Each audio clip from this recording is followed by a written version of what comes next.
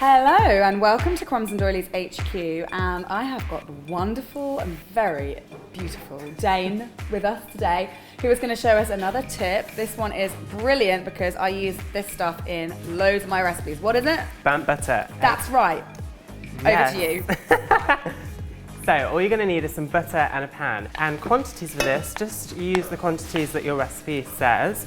But if you're adapting your recipe, I would put 20 grams more butter in, because as it's cooking, the water is going to evaporate away and you'll end up with a lower weight than you started with. So we're just going to turn this onto a medium heat and get it cooking.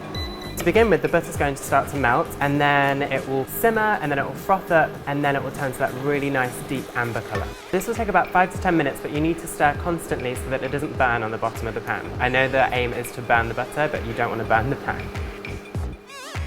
So the brown butter is done, and it looks incredible. It smells really nutty, and it looks like a swirling galaxy of molten liquid bronzed hot amazingness.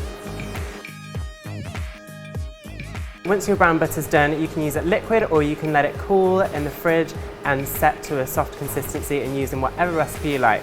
You could use it in cakes, cookies. Gemma's got some recipes for cookie dough cupcakes or popcorn cupcakes.